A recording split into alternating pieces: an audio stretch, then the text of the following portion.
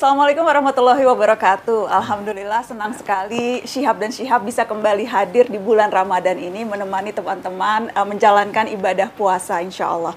Teman-teman, saya bahagia sekali karena di episode perdana Syihab dan Syihab ini saya ditemani bukan hanya oleh Abi Kures seperti biasa. Assalamualaikum Abi. Waalaikumsalam. Tapi juga ditemani oleh seseorang yang dari jauh dari Rembang, Jawa Tengah. Ada Gus Baha. Assalamualaikum Gus Baha. Waalaikumsalam warahmatullahi wabarakatuh. Sehat-sehat Gus? Alhamdulillah. Kesibukan menjelang bulan Ramadan, sama bulan Ramadan pasti padat banget. Enggak, standar aja. Standar sibuknya. Mempersiapkan ngaji biasa. Lebih banyak biasanya ngajinya. Lebih banyak ngajinya, lebih banyak permintaan untuk bertemu baik virtual maupun fisik. Biasanya mereka ke rumah kalau ngaji Ramadan. Saya diem aja kalau Ramadan, nggak keluar rumah. Justru nggak keluar rumah ya Gus? Jadi alhamdulillah ini Syihab dan Syihab kita bisa kedatangan tamu Gus Baha justru. Alhamdulillah. Mau memulai bulan Ramadan ini, Syihab episode perdana ini Bi. Seperti biasa kita mau mempersiapkan diri menyambut Ramadan. Apa saja yang perlu kita siapkan baik fisik maupun mental, bagaimana membersihkan hati, bagaimana kita mengademkan hati kita, mempersiapkan diri menuju bulan Ramadan. Abi dulu mungkin yang bisa ngasih. Iya, oke. Sebenarnya itu tercermin dari ucapan selamat datang Ramadan itu, marhaban. Marhaban itu terambil dari kata rahab. Rahab itu artinya lapang. Tamu yang datang kita sambut dengan lapang dada, tidak menggerutu. Nah, arti rahab yang kedua itu adalah tempat mengambil bekal. Jadi orang musafir bawa kendaraan, ada tempat yang dinamai rahab, tempat luas untuk mengambil bekal atau memperbaiki kendaraan. Kita katakan marhaban ya Ramadan, bukan sekedar bahwa hati lapang menerimamu, tapi juga kita bersedia untuk mengambil bekal perjalanan menuju akhirat dan bersedia memperbaiki apa yang salah dari niat kita, dari tingkah laku kita. Jadi sebenarnya menjelang Ramadan itu kita harus melakukan introspeksi. Apa yang selama ini kita lakukan? Apa yang salah, apa yang kurang, apa yang perlu diperbaiki. Itu saya kira jadi ini bulan untuk kita mengambil bekal, mengumpulkan bekal sebanyak-banyaknya bulan ini. Mengambil bekal sebanyak-banyaknya dalam rangka perjalanan kita. Dan kalau mengambil bekal itu Gus, apa saja persiapannya? Kalau kita perjalanan tuh kan mau mengambil bekal berarti tasnya kita siapin banyak begitu. Atau kemudian mobilnya, kalau misalnya kita naik kendaraan, mobilnya yang besar, jadi ngambil bekalnya bisa lebih banyak. Apakah analogi itu juga pas bulan Ramadan kita mempersiapkan untuk mengambil bekal itu Gus? Ya kalau tradisi di kami di pesantren, biasanya kalau satu kiai ngajar kitab 2 atau 3 kali setelah maktubah, setelah sholat fardu, biasanya kalau di Ramadan tuh full. Bahkan kadang habis isya sampai 2 kitab, nanti habis subuh biasanya sampai 2 kitab. Nah kalau kita, karena ini untuk melengkapi orang Indonesia lah, dapat berkahnya Ramadan, kalau kita ini belajar kitab atau membacakan ke masyarakat, supaya tahu caranya, niatnya orang-orang dulu ketika puasa, atau cara pandang orang-orang dulu tentang puasa.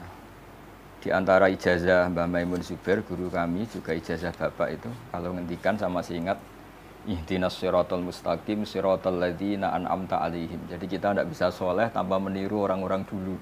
Kita tidak bisa baik tanpa meniru orang-orang dulu.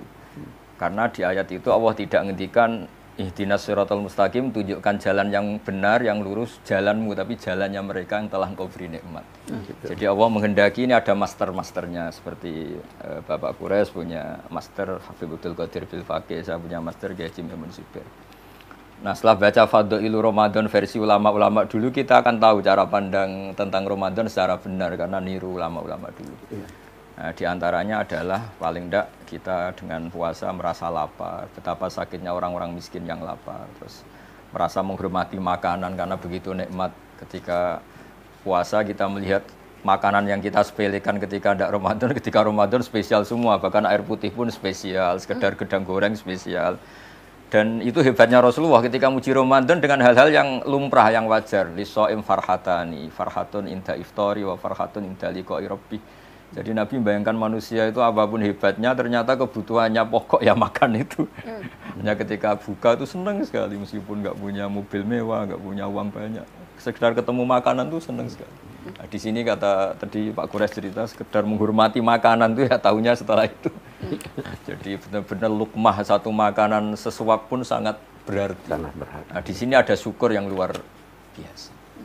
Jadi, nah itu kalau kita tidak baca beberapa literatur yang dikatakan ulama-ulama dulu, mungkin kita tidak tahu. Betul. Iya, Abi ingin garis bawahi apa yang dikemukakan Gus Baha. Banyak sekali sebenarnya yang ini yang penting. Yang pertama niat ini. Boleh jadi niat kita tidak sebanyak apa yang diniatkan oleh orang tua-tua kita dulu. Ya toh? Jadi kita gabungkan itu biasa. Ala niat kata wa ala manawahu sesuai dengan niat gitu. Jadi itu berarti, dan ini penting, itu berarti ibadah kita gabungkan dengan ibadah yang lalu-lalu. Sehingga Allah memperlakukan kita bukan sebagai perlakuan terhadap satu, tetapi perlakuan terhadap banyak. Ada contoh yang diberikan oleh ulama di Mesir itu, seperti kalau kita membeli sebiji jeruk, akan sangat diteliti ya. Nah, tapi kalau kita beli 1 kilo, kurang-kurangnya itu karena kita ikut. Sama kalau sholat, tidak baca Fatihah tapi dapat rukuk sudah dianggap 1 rakaat. Nah, jadi ini saya kira yang perlu, itu yang saya ingin garis bawahi, bahwa niat kita itu dan itu sebabnya Imam Syafi'i dalam mazhab Syafi'i, niat itu harus setiap hari. Iya, harus diinapkan, harus tabjid. Harus diucapkan, harus dimantapkan dalam hati. Karena yang menentukan nilai sesuatu itu niat, bukan amal seseorang. Niat. Begitu ya, Gus Baha. Karenanya penting sebelum memulai beribadah, sebelum memulai Ramadan, niatnya harus diucapkan. Niatnya harus diucapkan. Walaupun mungkin ya, kalau kita berkata diucapkan, tidak pengucapannya itu memantapkan apa yang di hati. Tapi niat itu harus dimantapkan di dalam hati. Bahwa saya akan berpuasa. Hari ini begitu. Malam setelah buka kita introspeksi. Apa yang kurang ini kemarin? Apa yang saya janji mau lakukan ini kemarin? Sekarang niat memperbaiki apa yang kurang untuk meningkatkan. Sehingga kita mencapai suatu tingkat yang diharapkan dari puasa ini. Kalau tadi Gus Baha bilang bahwa kita berkaca pada guru-guru, pada orang-orang tua kita dulu. Apa misalnya tradisi atau apa yang dicontohkan, diajarkan? Bagaimana kita menyambut Ramadan maupun kita beribadah selama bulan Ramadan, Gus? Saya cerita yang satu yang serius, 2 yang guyon. Tapi ini sama-sama penting dalam latihan berpuasa. Misalnya tidur ya.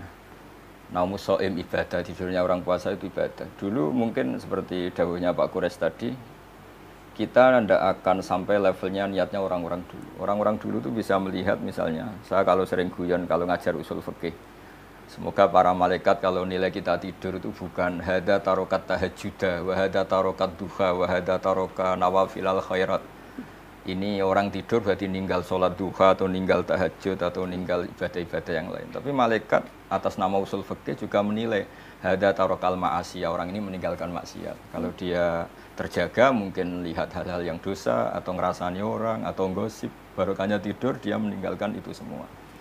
Akhirnya dulu yang kita melihat tidur sebagai hal yang biasa, barokahnya membaca literatur orang dulu, kualitas ayat wa min ayatihi manamukum billaili wan nahari terus muncul karena dengan tidur meninggalkan sekian maksiat. Nanti kalau dilihat para ahli kedokteran mungkin akan memuji itu sebagai rohah, sebagai istirahat yang menjaga stamina dan sebagainya. Barokahnya kita sebagai kiai baca dan umat kita ajarin terus. Mereka akan tahu cara niat bahkan saat tidur. Sehingga dulu kita kalau puasa itu senang sekali. Biasanya kerja, tidak kerja, biasanya apa, tidur aja dibiarin. Yang dulu dianggap tidur jam 9 itu buruk gara-gara semua kiai khutbah naumul shaim ibadah. Dimaklumin gitu. Nah, cara makluminya gimana? Caranya tadi kita jangan berpikir negatif, wah ini kok puasa kok tidak baca Quran, kok tidak duha malah tidur. Tapi kita beri poin lah kalau ini tidak maksiat, kalau ini meninggalkan hal-hal yang buruk. Apa hal yang ingin digarisbawahi dari sini? Sangka baik. Sangka baik ya maksudnya. Ya toh Pak ya, betul sangka baik. Sangka sama baik. Allah. Itu inti dari keberagamaan dan akhlak adalah sangka baik. Sangka baik pada Allah, sangka baik pada sesama manusia.